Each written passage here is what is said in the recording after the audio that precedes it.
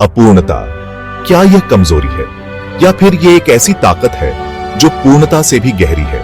Nietzsche मानते थे कि कई बार जो बातें हम अधूरी छोड़ देते हैं वही सबसे गहरा असर छोड़ती हैं। उन्होंने इसे कहा कलात्मक उत्तेजना के रूप में अपूर्णता। सोचिए, जैसे समुद्र पर धुंध छा जाए, आप दूसरी किनारे को नहीं देख पाते, लेकिन आपका मन उसे कल्पना में गढ़ लेता है। इसी तरह जब हर बात पूरी तरह नहीं कही जाती तो श्रोता की कल्पना खुद उड़ान भरती है।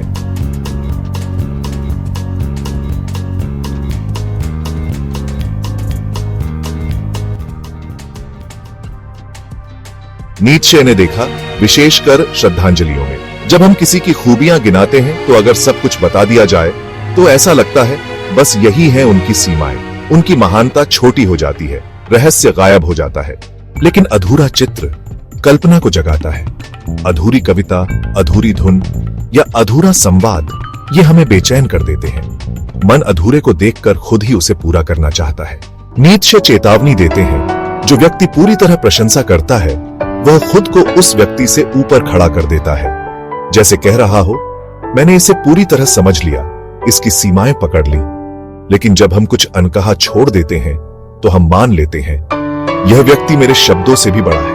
यही विनम्रता प्रशंसा को शक्तिशाली बना देती है। पूर्णता का असर कमजोर कर देता है, वह किताब को बंद कर देती है, रहस्य को खत्म कर देती है। लेकिन अपूर्णता जिंदा रहती है। वह श्रोता को आमंत्रित करती है कि वह भी इस कला का हिस्सा बने, मतलब को मिलकर गढ़े।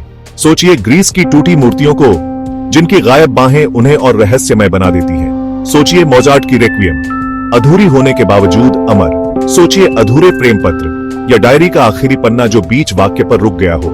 क्या यह सच नहीं कि उनका अधूरापन ही उन्हें अविस्मरणीय बना देता है?